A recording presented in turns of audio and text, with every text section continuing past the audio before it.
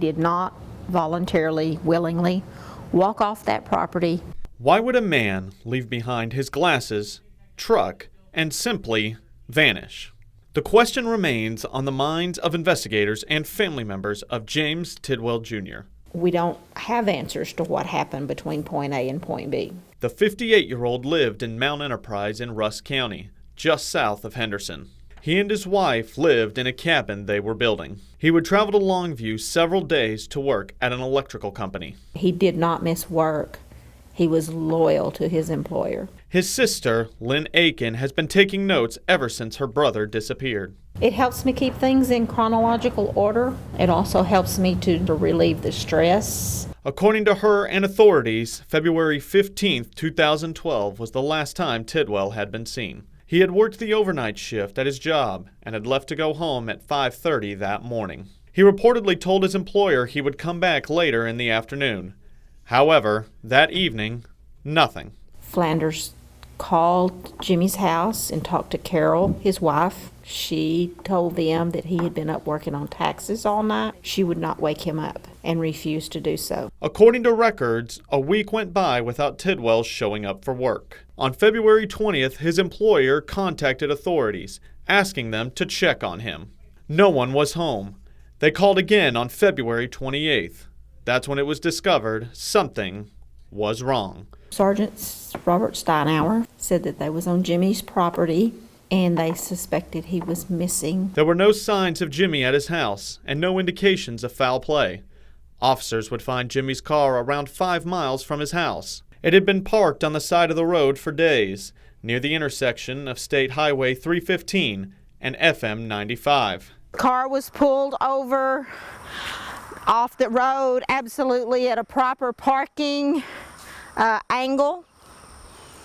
Nothing was found in his vehicle, inside the vehicle, except his eyeglasses laying on the seat. Tidwell's wife, Carol, told officers she had been staying with family in Nacogdoches due to the cabin still being under construction.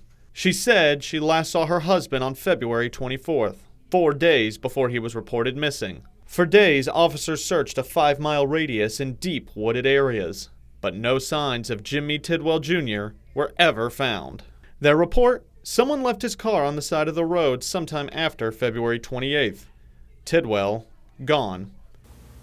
It just didn't happen that way. Rusk County Sheriff's Office tells us Carol Tidwell, Jimmy's wife, has never been charged with anything, and to their knowledge, she had nothing to do with this. But Aiken believes she knows more than she's telling. The stories just kept scrambling. I did not see Jimmy on that Friday, but she had called and talked to him. A few minutes later, Carol said she did not talk to Jimmy on that Friday, but she had come by the house and she had seen him feeding the chickens. Aiken says those comments were made just days after Jimmy went missing. Rusk County Sheriff's Office confirmed Miss Tidwell was interviewed, but could not confirm if her stories ever changed. I can't prove it. We don't have a body. We don't have a crime scene. But that's what I feel in my heart, and I'm entitled to say. And the fact remains, he's still missing. Tidwell's case remains open. His sister still waiting for answers. For a peace of mind, for a long, long time, I would come out here and I would walk up and down the edge of the highway.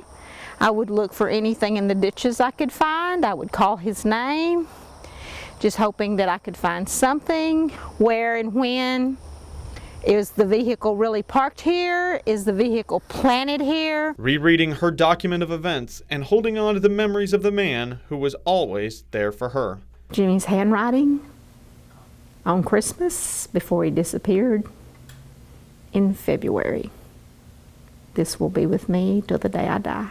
Always hoping her brother would come back into her life. Life goes on, but you never stop looking. You never stop asking. You never stop wondering. It never goes away. Patrick Cunningham, EastTexasMatters.com. Know something.